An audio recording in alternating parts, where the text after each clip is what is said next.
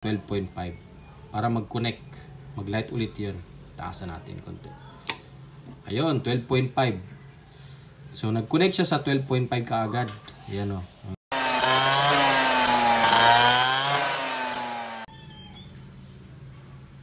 Guys, kumusta?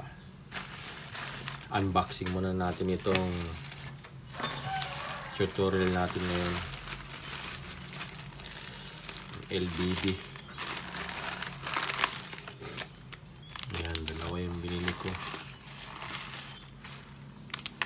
Ayan.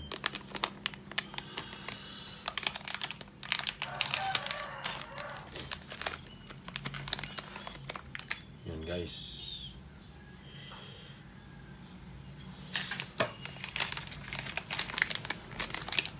May iba't ibang manufacture ng LBD guys. Meron yung makapalang board, meron naman yung manipis. So hopefully maganda itong nabili natin na LBD. Ayan. So ngayon guys, ituro ko sa inyo kung paano mag-program nito. Kasi kadalasan na nagagamit nito, hindi nila alam yung timer na paano gagamitin yung timer niya, paano siya babalik.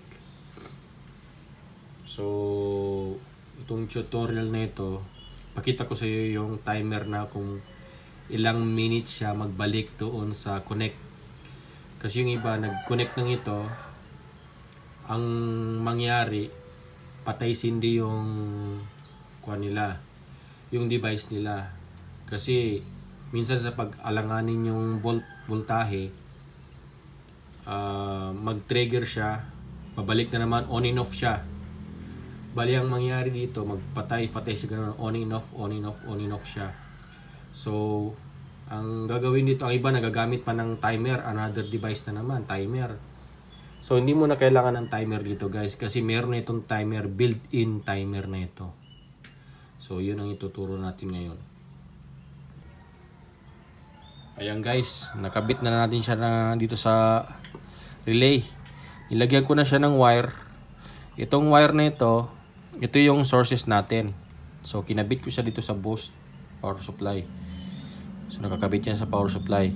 So itong kabilang wire, ito na yung ikakabit mo sa relay para mag-trigger siya, mag-on and off siya. So yan, yung connection ng itong relay, kinabit ko rin siya sa power source na with meter. Ayan.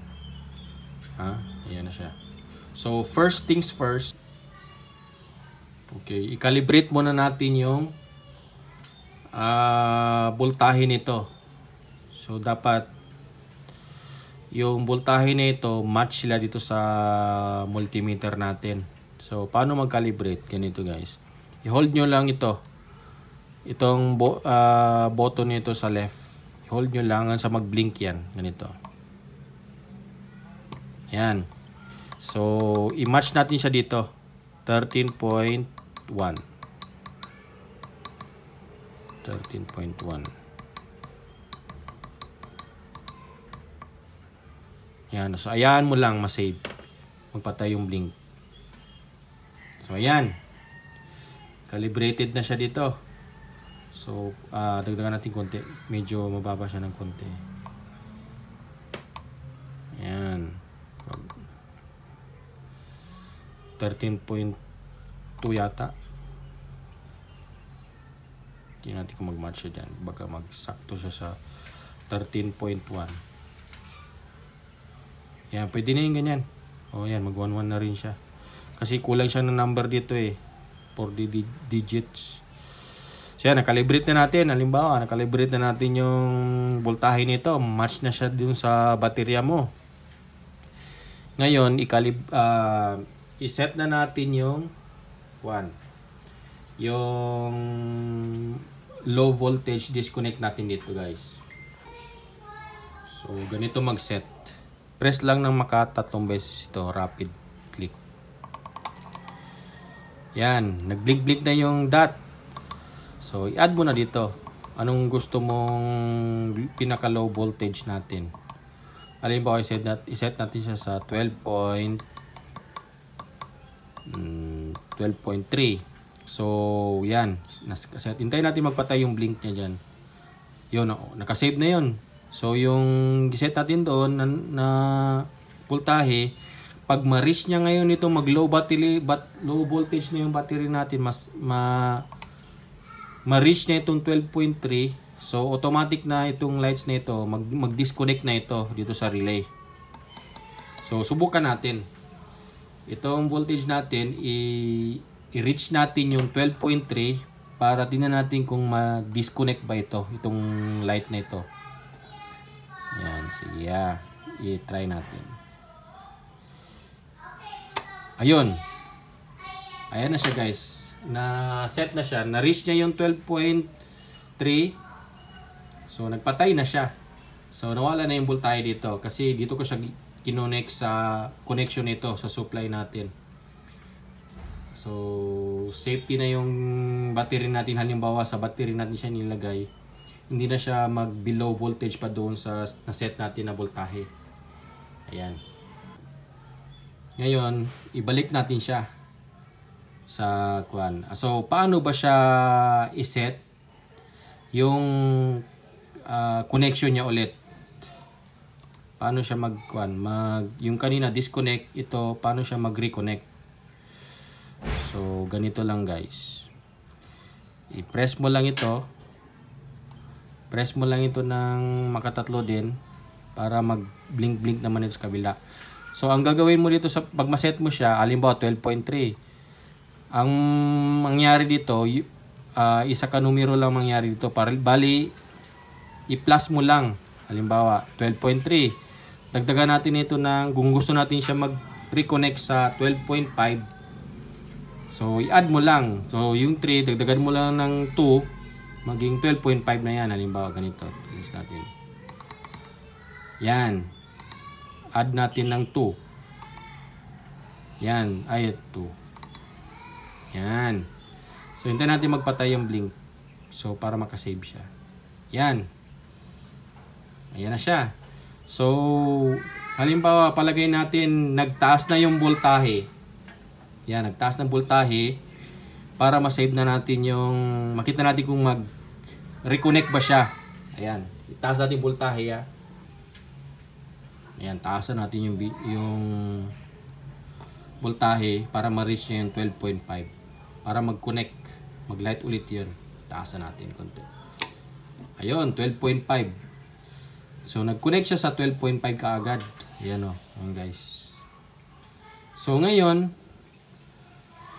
paano siya i-program ng merong delay mag-connect?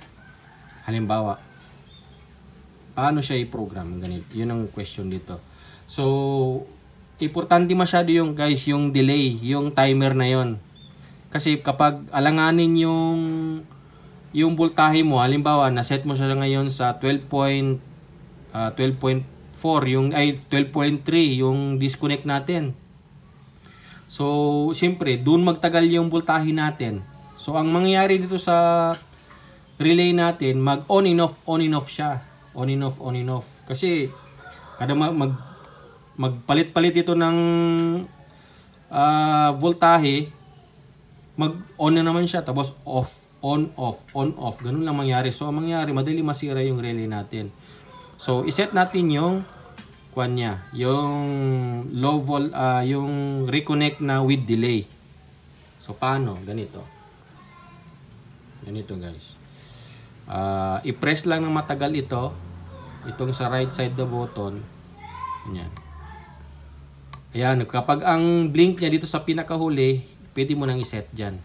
So, 1 minute, alimbawa. Ito, minuto yan. Ito, 1 minute, 2 minutes, 3 minutes, 4 minutes. Yan. Depende na. Minutes lang. Hindi siya seconds, guys.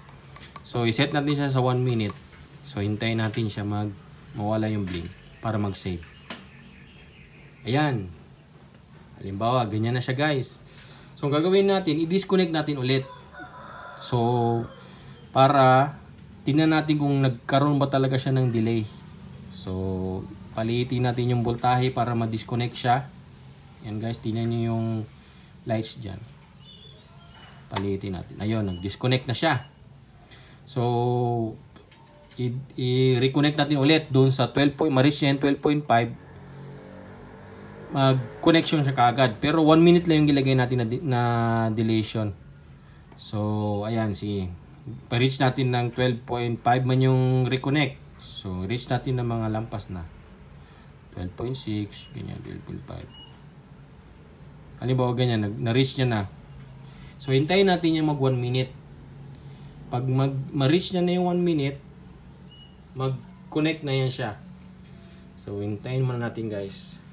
Yung delay kasi na yon, importante masyado yung guys. Para hindi mag-on and off itong relay natin. So, yan. Istampay natin para walang cut yung video. Pag ma-reach niya na yung 1 minute, automatic na. Ganyan, dapat kasi pag walang delay yan, nag-connect na yung kagad eh. 13.1. Kasi yung reconnect natin, kuwan lang, 12.5. So yan, aabot na siya ng kuwan. Halimbawa na fully charge, malapit na 1 minute, nakasubra na 1 minute. So medyo naglaki na yung voltahe natin halimbawa. So yan. Hintayin natin yung 1 minute guys para mag-reconnect siya.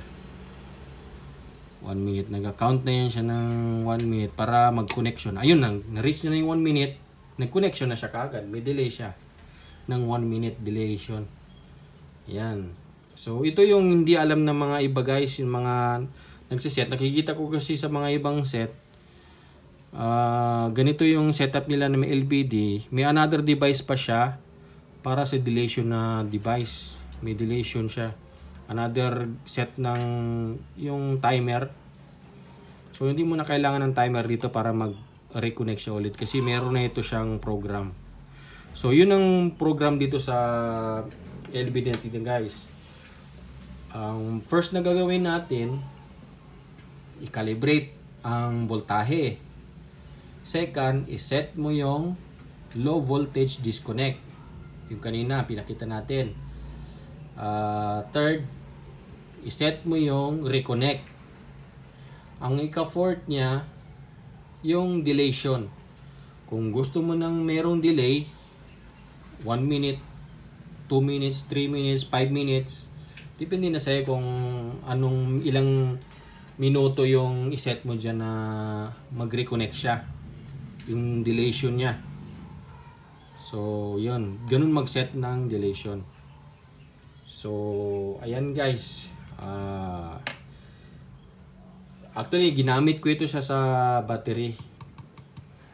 Ginamit ko siya sa battery ng yung maalala mo yung nakaraang video natin guys na paano i-connect yung dalawang battery na magkaiba ang parameters. Halimbawa, yung lead acid batteries, i-parallel mo siya sa LiPo battery.